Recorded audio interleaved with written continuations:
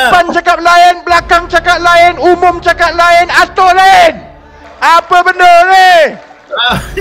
Cakaplah, saya dah offer awal-awal. Kalau betul nak kerat saya, cakaplah. Sehingga permainan itu melibatkan sistem.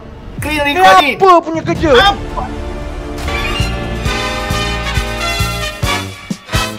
Assalamualaikum.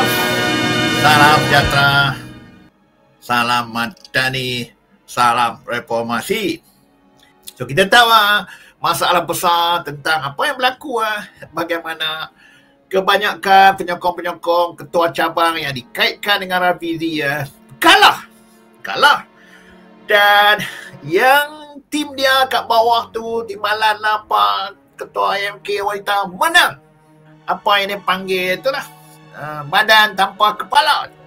So kalau kita fikir secara logik, secara matematik, maksud dia jumlah pengundi yang akan membuat yang ada hak untuk nak mengundi dalam pemilihan kali ini lebih ramai memihak kepada tim Rafizi. Walaupun kita dengar ketua-ketua cabang buat kenyataan hampir 2/3 200 menyokong Nur Izzah, tapi ketua cabang tu satu, ingat kat bawah tu jauh lebih banyak lagi, ketua pemuda, ketua IMK, ketua wanita apa semua. Masalah, saya dah beritahu kepada Datuk Seri Anwar Ibrahim, saya sangat gembira untuk tidak bertanding. Saya beritahu kat Saifuddin. Cuma kalau saya tak bertanding, tak ada jawatan, saya tak naklah jadi menteri. Kau gila apa? Tak ada jawatan nak jadi menteri. Itu bukan budaya dan prinsip kita. Dia orang semua tahu, saya tak ada minat pun nak bertanding. Kalau betul nak kerat saya, cakaplah. Di depan cakap lain, belakang cakap lain, umum cakap lain, atur lain. Atur lain. Apa benda ni?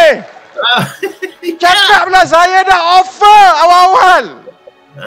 Tapi oleh kerana dia takut, mereka takut kalau begitu nanti orang marah. Jadi dia kena susun kerat ketua cabang dekat bawah ni supaya dia boleh kontrol ketua cabang, walaupun ketua cabang itu tidak mewakili pun undi di bawah. Supaya kemudian kononnya dia boleh bina, keluar kenyataan beramai-ramai kami menolak Rafizi menyokong Izzah. Daripada cabang ke negeri kepada menteri. Menteri Fahmi Fadzil. Kalau dia tak buat semua itu, dia tak potong kepala yang cabang ni, saya dengan gembira. Tak adalah hiruk ni, tak ada. Tapi bila potong yang di bawah, sehingga permainan itu melibatkan sistem, sehingga orang semua benda mudah kita minta buka undi, bandingkan yang orang undi itu akan keluar sama. Yang itu pun kamu tak boleh buat. Sampai sekarang ini screen recording pun diharamkan, saudara-saudari. Screen recording. Apa punya kerja ni? Sesuatu yang inilah yang Rafizi sangat-sangat tak puas hati, bising. Dan bila dia bising, mereka marah. Kenapa perlu dedahkan benda-benda yang tak elok. Itu yang kita rakyat tengok ni. Kita rasa lebih hormat kepada Rafizi, kepada PKR. Kalau benda-benda dalam parti pun hampa boleh tipu, apa akan jadi dalam kerajaan? Lagi teruk daripada sakau. Sebab itu kita tengok bila Rafizi buat keputusan untuk tidak datang merasmikan Kongres AMK Wanita. Atas kenapa? Sebab bagaimana pelancaran jentera pilihan raya Sabah dibuat tanpa pengetahuan dia sebagai ketua pengarah pilihan raya, sebagai timbalan presiden.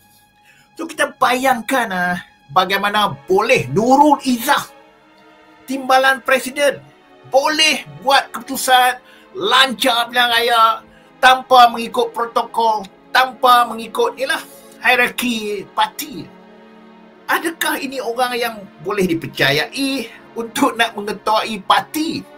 Kalau orang sebesar itu, setahap itu, termasuk juga Amiruddin tu, yang juga naib presiden, boleh lancar jentera pilihan raya tanpa mengikut segala macam parti punya proses prosedur protokol.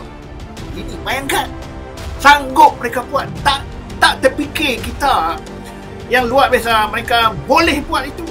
Sedangkan Pilihan Raya Sabah pun tak tahu bila, belum lagi dibubar pun. Tapi mereka menggunakan platform itu melancarkan hari yang serentak dengan rapi di masa yang serentak di tempat yang serentak. Bodoh. Memang